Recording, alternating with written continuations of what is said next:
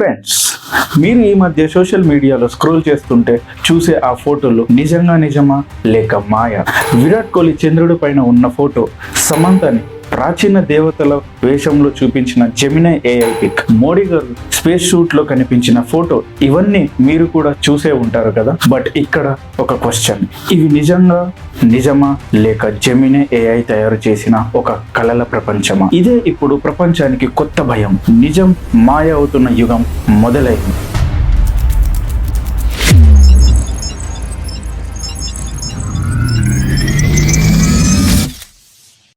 Gemini AI అంటే Google తయారు చేసిన కొత్త ఆర్టిఫిషియల్ ఇంటెలిజెన్స్. ఇప్పుడు మీరు కేవలం ఒక్క లైన్ టైప్ చేస్తే చాలు, Allu Arjun as Roman king అంటే నిజంగా ఉన్నట్టు పిక్ తయారవుతుంది. ఇది ఫస్ట్ ఫన్ కోసం మొదలైంది, మేడ్ ఫ్యాన్ ఆర్ట్స్ కోసం. కానీ ఇప్పుడు ఆ ఫన్ ట్రెండ్ డేంజర్ జోన్ లోకి వెళ్ళిపోతుంది. ఎందుకంటే నిజం అనేది ఎప్పుడు ఎవరు చెబుతున్నారో కాదు, ఎవరు తయారు చేస్తున్నారో అనేది ముఖ్యమైనది. డీప్ ఫేక్ అంటే వీడియోలో ముఖం మార్చడం, బనానా ఏఐ అంటే ఫోటోల్లో వాస్తవాన్ని మార్చడం. ఇవి రెండు కలిస్తే మనం చూసే ప్రతి వీడియో, ప్రతి ఫోటో నమ్మకానికి పరీక్ష అవుతుంది. ఒక జూనియర్ ఆర్టిస్ట్ ఫోటోని ఎడిట్ చేసి డీప్ ఫేక్ రీల్ పేరుతో పోస్ట్ చేశారు. ఒక్క రాత్రిలోనే ఆమె జీవితం మారిపోయింది. ఆమె ఏడుస్తూ చెప్పింది, ఇది నా ముఖమే కానీ ఇది నేను కాదు.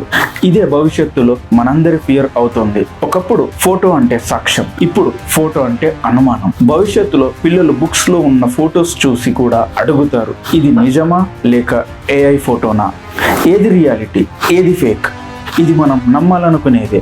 ఈ స్టేట్మెంట్ ఇప్పుడు అక్షరాల నిజమవుతుంది. జెమినై ఏఐ మన ఇంటర్నెట్ లో ఉన్న లక్షల కోట్ల ఫోటోలను తీసుకొని అవన్నీ కలిసి కొత్త ఫేసెస్, కొత్త సీన్స్ తయారు చేస్తుంది. అంటే మన ఫోటోలు కూడా ఏఐకి టీచర్లే.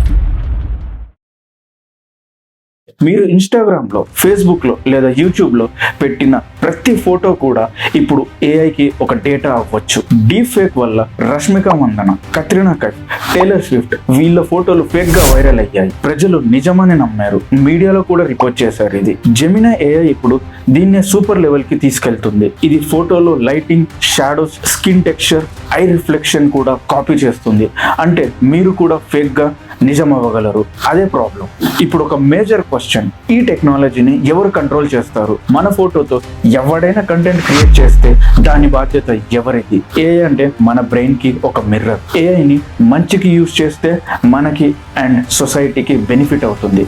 అదే చెడుకు యూజ్ చేస్తే హ్యూమానిటీకి చాలా ప్రాబ్లం అవుతుంది. ఇప్పుడున్న కాలంలో నాలెడ్జ్ కంటే ఫిల్టర్ ముఖ్యం అవుతుంది. ఇప్పుడు జెమినై ఫోటోలు రాజకీయాల్లో కూడా వాడుతున్నారు. ఒక్క ఫేక్ పిక్ సోషల్ మీడియాలో వేస్తే కొన్ని గంటల్లోనే ఒక పార్టీ మీద నెగటివ్ వేవ్ వస్తుంది. Fake photos real danger.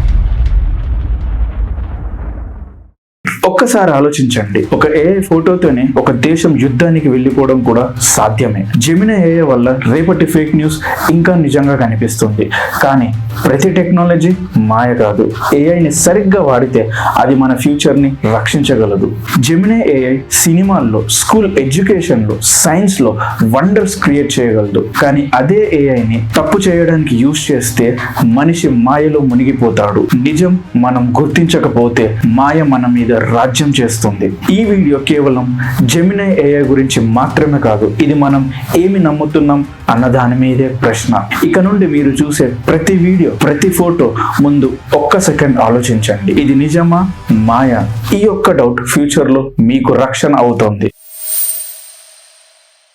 Friends, ఇలాంటి రియల్ మిస్టరీ టాపిక్స్ మీద మనం ప్రతిరోజు మాట్లాడుకుందాం. సబ్స్క్రైబ్ చేయండి. నేను మీ ప్రశాంత్. మర్చిపోకండి, మనం సృష్టించిన ఏఐ మనల్ని మాయ చేయకముందే మనం ఆలోచించాలి.